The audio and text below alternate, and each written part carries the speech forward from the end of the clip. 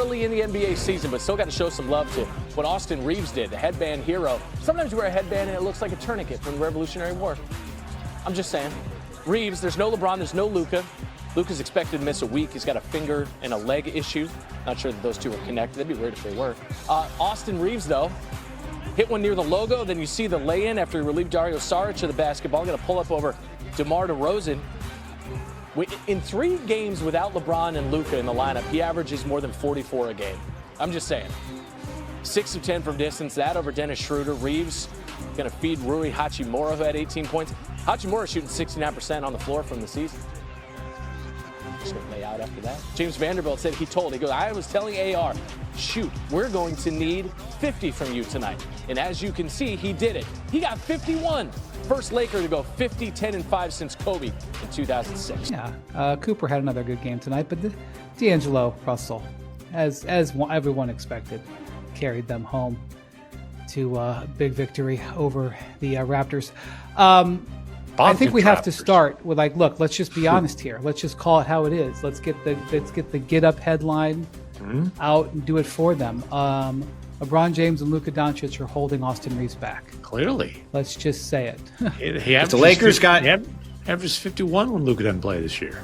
If the Lakers get to play the Sacramento Kings 82 times, they would be 82-0. You took the Kings. Pretty early in the wins pool pod there, buddy. I mean, pretty early. I think I took them 22nd, and they should have been lower than that. They were an abomination watching this game in the second half today. Austin Reaves got whatever he wanted, but I don't know how the Kings are going to stop anybody this season. Well, the Kings right now are still complaining about the free throws that the Lakers got. I'm not sure. Yeah, hey, guess what? Here's what I watched in the second half. I watched in the second half the Sacramento Kings let the Lakers do whatever the hell they wanted on offense the whole time. Now, Zach LaVine was taking crazy, terrible shots. I know he had 32 points. He took several horrible shots in the fourth quarter. Unless they have Keon Ellis out there, they don't have anybody who can stop the ball. Domantas Sabonis got worked on an offensive rebound for a dunk by DeAndre Ayton down the stretch of the game. I just don't, watching that game, I don't see how they're going to guard anybody with DeMar DeRozan, Zach LaVine, and Domantas Sabonis. Well, they're not playing together. They're not.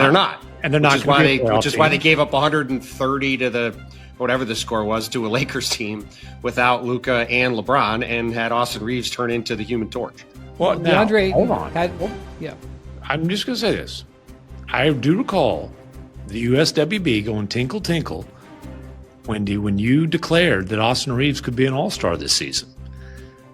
Now, is Austin Reaves going to have a lot? Hold on. Is he going to have a lot of 51 point, 11 rebound, 9 assist performances? Perhaps not, but this did not come out of nowhere. First couple games, the man averaged 25.5 points and 10 assists. Austin Reaves, I'm 58% shooting, by the way. Austin Reaves is living up to Wendy's hype, not just tonight, but so far this season. Well, what happened here was Austin Reaves was deep in his bag of using his dark arts tricks to get to the foul line. He's one of the best in the league at it, but his usage rate often doesn't allow him to do it.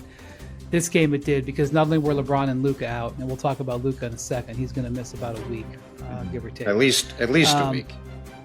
But then Gabe Vincent turned his ankle. He was the other starter. So they were pretty much down to almost no ball handlers. And so, it was just a command performance by him. And then an iconic, perfect Austin Reaves comment after the game, which is extremely Austin Reaves in his walk-off interview, where he said, "I ain't got no words." Hillbilly Kobe, baby. It was perfect. That should be put on a T-shirt. I ain't got no words. 51, 11, and 9. No words, lots of game. Well, look, and Austin Reaves is a very good on-ball player, and obviously he's not going to go for 51 every night. But if you have the ball in his hands like this, he's not. I would be surprised. We'll see what he does on Monday night against Portland. I'm going to guess. I'm going to go out on a limb and say he's not going to go for 51 again against Portland. But he is a guy that's going to put up numbers Jackson if he has the ball in his hands a lot, and he had an incredible game. He was putting up numbers when Luka was in the lineup. I know he can score. That's my point. give him the ball. He's proven he can put up numbers. He's a good player. So Austin, he's been terrific ever since training camp. I mean, as soon as throughout the whole preseason, he looked great. Jackson got some numbers from ESPN Research. His 12 made field goals were tied for the third fewest in a regular season game where the guy got 50 points. The other two were Kevin Martin, who was also a specialty of the dark arts of getting to the foul line and all the things that he was sort of one of the early adopters where he would do some stuff that was just wild. And James Harden, who it was a game that he went. It tracks. I don't remember this game, but James Harden went 11. So Kevin Martin in 2009 scored 50 points in a game where he went 11 of 22 from the field. My guess is he had over 20 free throws. I'm sure maybe Jackson can find it. That'd be the math. Harden went 11 of 37 in a game in 2019. I do remember that. I remember that. Who was it against? Does it say? He doesn't have that. I'm sure he'll look it up for us. But Mike Trudell, who's a Lakers sideline reporter, provided us with this information. It was a Spurs-Rockets game. James Harden went 11 for 37 from the field, 4 for 20 from 3. It was 24 for 24 from the foul line in a 135-133 double overtime loss to the Spurs. Oh, so that's all kinds of asterisks. There's 2 rows of asterisks on that performance. That's impressive, though. All right, so Mike Trudell, who's the Lakers sideline reporter, gives us these numbers. And I just want to, again, if you wanted to, put a headline that said that Luka and LeBron are holding them back. The last 3 times that Austin Reaves played where LeBron and Luka did not, these were the results. Oh. Last February versus Indiana, I heard they were good last year. 45 and 7 assists. Huh. Last March versus Denver, I also heard they were good last year. 37 and 13 assists.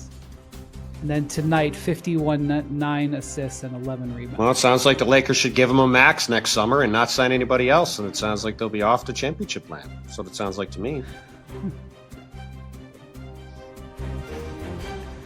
For other teams as well. I will say this. One thing that's not in doubt is his value on his contract this year. But Bontemps does point out a difficulty as people think about the Lakers with all their free agents. It's one of the reasons why getting cap space isn't the greatest thing in the world, because sometimes you got to pay your own guys, and they can only spend to the cap then. Now, this is early. There's obviously a whole season to play out. Can Reaves